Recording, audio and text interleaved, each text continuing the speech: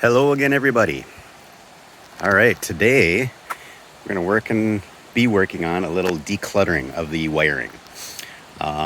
We have already done a just crap load of thinning out this wiring harness in the car, but today we're essentially getting rid of all of this because this, in essence, will no longer be required. The only thing we're going to keep out of this is the main power wires and potentially, or probably, the starter cables.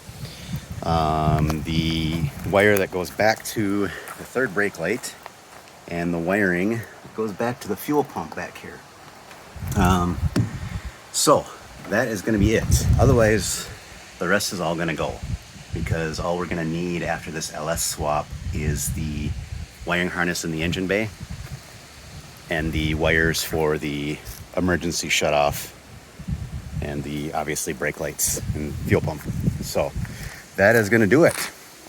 I'm going to get started on this, start thinning things out. The tools of the trade there. At least that's what I like to use when I'm cutting zip ties and removing wiring.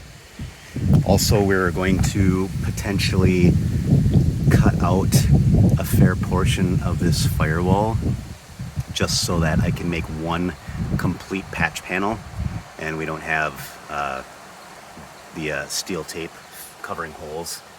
It's fine per the rules to cover firewall holes that way, but I would prefer to just cut out the steel, replace it with one big aluminum patch panel, and drop a few ounces of weight there, make it one smooth panel, and just easier to remove if needed or anything like that.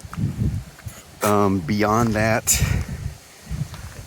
probably, or potentially, if I have time here, get into removing the motor mounts from the 4.6 and cleaning up the cross member there. Just getting ready to get that engine in there for some test fitting so we can see where things are going to fit, if anything needs to be moved, if we're going to have any interference issues, things like that. So I'm hoping that we can just get her in here, get the new motor mounts placed in a good spot on that cross member, and I'd like to shove that engine as far back as possible and as low into the cross member as possible so we can have a lower center of gravity, and having that engine back will balance things out a little better, get some of that weight moved behind the front wheels.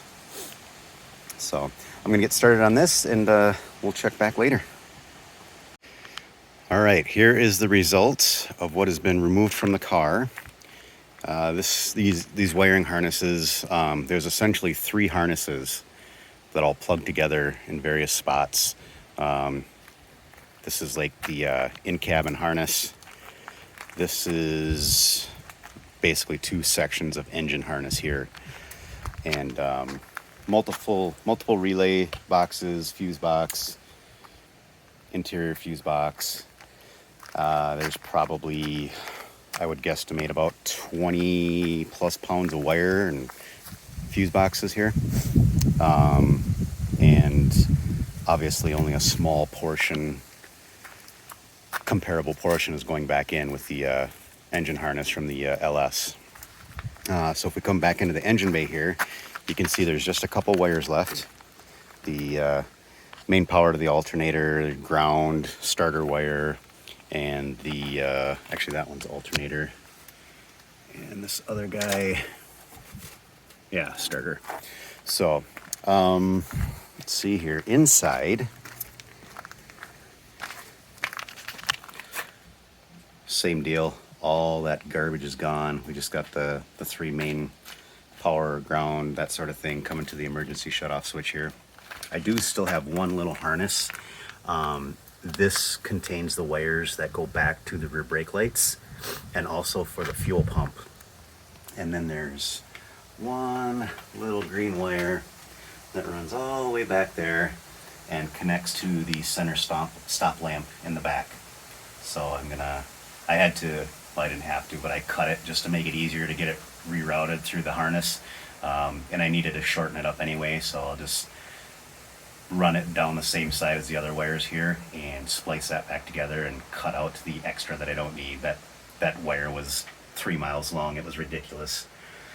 So that is about it there. And then now we can come see also, I removed, that's the lower air dam there. That will be likely replaced with something else, something more effective. Hopefully we're able to get a real air dam under the front of the car before the next race. This was actually in the engine bay at the base of the radiator support, and that held right in here through this section. There was a cylindrical oil cooler that was mounted in there. That's the only thing that bracket did. So we're running a stack plate cooler now, so we got rid of that. One more bracket to get rid of, a little bit more weight to get rid of.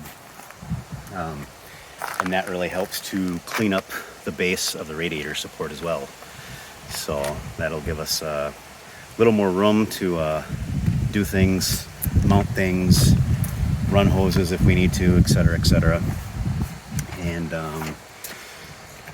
now I'm gonna look at, and this is actually, so if you look at these bolts, these actually come up from the bottom.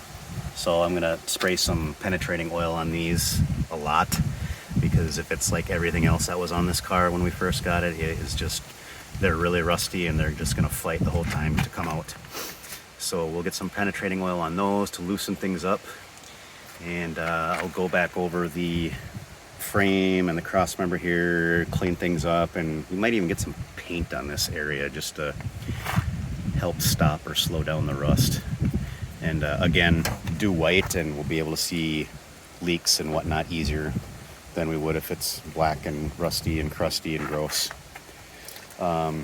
Also, side note, and if any of you watched the previous video, I mentioned removing body mounts on the car. So under the front of the firewall here, you can see on each side there's two right at the base of the firewall on each side there. And yeah, that's going to give us a good, getting rid of those will give us a good inch of space that we're going to drop. Same up here, this is under the radiator support. So that'll be a good bit of height lost. Again, lowering the center of gravity, decreasing the weight, etc. So more bonuses coming down the line here. It's just a matter of getting in there, getting the bolts out, and getting the mounts out of there. And then all of this on the firewall will get cleaned up as well. This is where the ECU is mounted to the interior of the car. This is where the harness plugged into the ECU.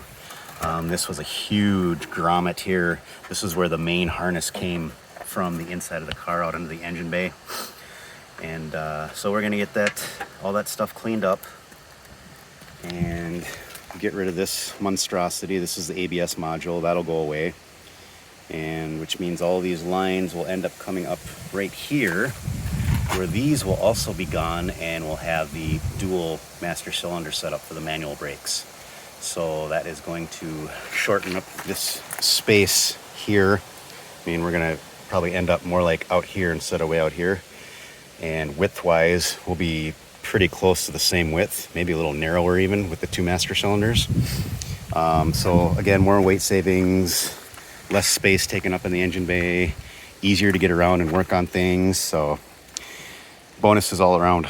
I think that's all I got for you now. And if I come up with anything else, I'll add it on here. But otherwise, we'll see you guys in the next video. Thanks.